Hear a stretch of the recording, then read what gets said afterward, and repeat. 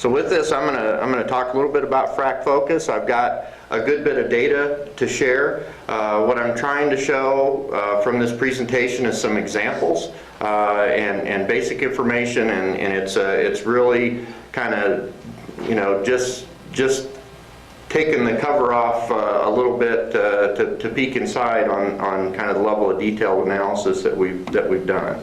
So what we're going to talk about really is we'll go through kind of FracFocus in the U.S., some databases that ALL maintains, data maps and analysis, and some other things, and get to a summary.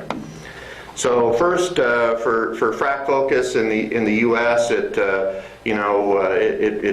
got started. A friend of mine who's here, Paul Hagemeyer, used to be with Chesapeake. He's with us now. He and I were kind of the brainstorm the whole FracFocus issue because we were concerned about the lack of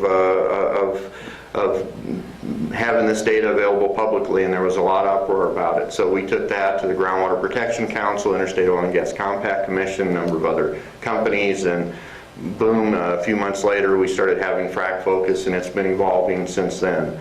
We're on really version 2 now, and still lots of changes and upgrades planned on the U.S. side. As far as FracFocus goes, FracFocus is owned by the Groundwater Protection Council and the Interstate Oil and Gas Compact Commission. So it was the initial funding we got was from industry and the U.S. Department of Energy. We put that together. We developed it and continue to maintain it, but GWPC and IOGCC own it. What we've done since then, and really kind of to aid operators in the disclosure process, is we developed a separate database called What We Pumped. We did that with about 10 operators in the U.S. And essentially what it is a database that you could put your data into, run QC checks and all that, and then it will automatically generate the files for you to upload your data to FracFocus. But you can, through that, you can then query the database. It's a data-driven relational database, so you could come back, and if your CEO asks you how much water did we pump in this state, in this county, overall, whatever, or any chemical or anything like that, you can do that. In addition, we made another database, and we came up with a snappy name because we're very innovative. We called it Frac Data. We put Frac Data in that database that we've taken from FracFocus as well as some other places. But what that allows us to do is we can now analyze all the data from FracFocus in a relational database format. So a lot of the data that you're going to see here is data that was sourced from FracFocus that we pulled into our Frac Data database so that we could actually do benchmarking and other types of analysis. So first, the disclosure summary. So if you look at the pure stats of disclosures, by play, the most disclosures have been submitted in the Eagle Ford, and they vary by play as you look at those. So just to give you an idea, and I'm not going to continue harping on this, but one of the really neat things about this is FracFocus has turned out to be a very unique system. It started as a voluntary. It's required in some places, but you have operators submitting data into a centralized database that can then be evaluated. So that allows all sorts of analysis that we've never had the ability to do to be done. And benchmarking is simply one of those analysis types that can be conducted. So in addition to looking at things by play, I can say, well, what companies did the most disclosures, and I can look at the top Submittals, Anadarko at the top, then Chesapeake, and so on. So now I can look at stuff by play. I can look at stuff by operator. If you can understand what the data is, you could do that on a number of different things. I can also take this data and map it, and if you look at this as a map of the U.S. with all the disclosures there, I mean, you could pick out the Permian Basin in West Texas, the Eagle Ford, the Marcellus Utica, the Bakken play, a number of those things that are happening, and you can also pick up what is an error. I don't know, if you see that well up in the state of Washington, way northwest, you know, that's not really there. It's a little fantasy. But you can also use some of these analysis techniques, as was suggested by a previous speaker, to do QC checks. You know, so we found when we started mapping some wells from FracFocus, we found wells in the middle of the Pacific Ocean, for instance. So somebody got decimal places wrong. We had you know, I mean, similar things of what you've experienced here in Alberta.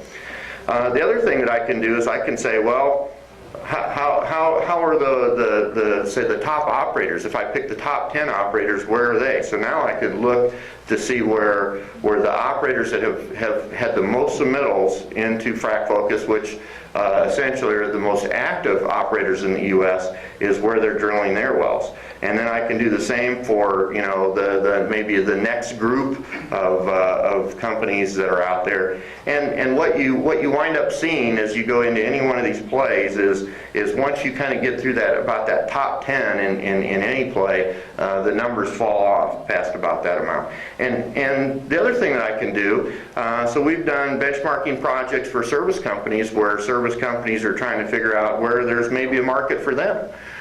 So we do work for all sorts of people looking at, hey, where is there a market? Where is there a lot of activity? So I can come in here and look at this from a service company on a play-specific basis, or a county or a region or whatever.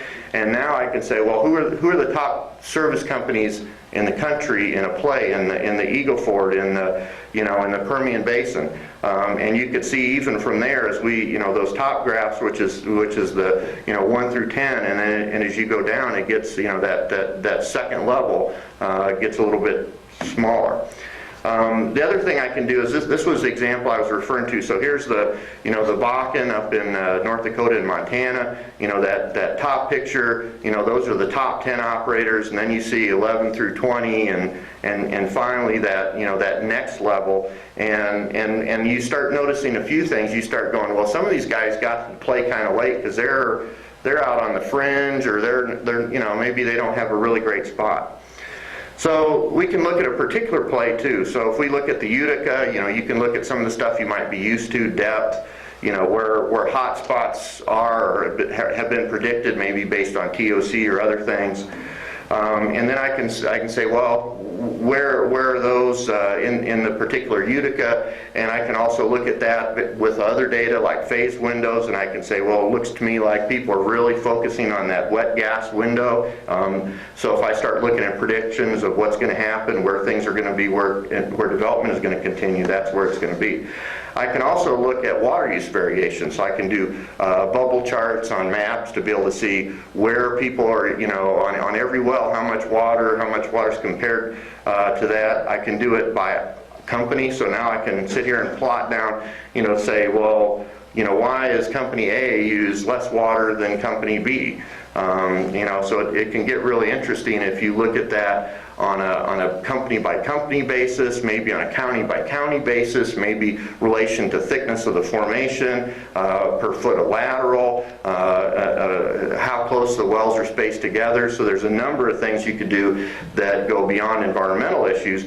But the other thing that it does is, from an environmental perspective, and in this area, we're actually managing a lot of the water environmental stuff. We're big life cycle planners. So now I can sit here and I can do longer term planning for water, how much I'm going to need. I can do normalized water production charts for wells and start really planning out where I'm going to need water, where my demands are, where I'm going to have waste, how much waste I'm going to have, all these other things, including things like cumulative impacts of various things. So I know how competition too, so I'm looking at, okay, here I know what I'm doing, but now I know I've got, you know, operator B right next to me, and they're using on average this much water, so that's, you know, that's what's going to happen, and that they're maybe developing a particular rate.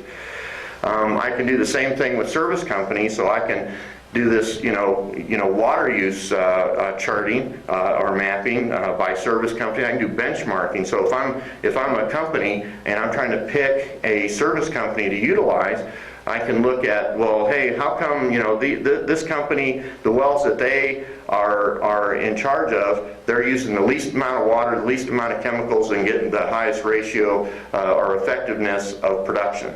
So, so now all of a sudden I can start looking at who's really doing a good job when it gets down to minimizing chemicals, water, and getting me the best bang for the buck on the production side of things. So I can do a whole bunch of different analysis that you might not necessarily think of. I can do the same things with proppant. Who's using the most proppant? How is that varying?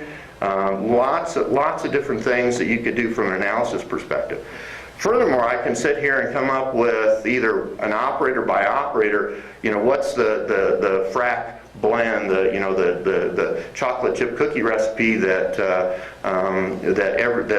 average maybe for a play, or that's average for a company, or I can start benchmarking different companies against each other over time. So I might be able to say, okay, everybody's pretty much doing this, but this one company's doing something a little different by the way they get more production, or they're getting worse production. So we look for those things to go up to companies and say, you guys are maybe not doing a great job on your frac design, and we can help you produce more oil or gas. Spacing is another issue, and I didn't really add this in here, but it shows a little bit of that, and you could look at this kind of benchmarking stuff also to be able to show how you want to space your wells. And lastly, the other thing is you can link FracFocus together with other databases. From water sourcing to production databases and all sorts of other things, if you've got that kind of data thing in mind, as well as even environmental things, floodplains and just water sources, all sorts of different things. But you could also look at this in a production perspective too. So, for instance, if I look at this in the Utica based on now I'm saying, okay. What's IP, for wells in this by operator based on volume of water per foot of lateral? So who's doing maybe the best job? Who's doing the best job when I look at it from a liquids perspective? So now, so stuff that you can look at from a few different perspectives. I can also start looking at scatter plots and trends and be able to say, in this one, average IP of natural gas, compared to a couple of things, and I can say Hess and Gulfport use more proppant and they're getting better production. I can look at it another perspective and say Gulfport uses more proppant per gallon of fluid and has higher IP. So you can do a number of different types of analysis. So what my story today was really trying to be was not necessarily to show you a particular thing, but to really to instill with you that when you get some of this data and what we've seen now from the U.S. and really digging into it, it allows some pretty amazing analysis, I think, and this is just a little bit of what you can do. I mean, we've got about 65,000 records uploaded into FracFocus in the U.S. And expanding quickly. So if you have any questions, you need a copy of the presentation, let me know.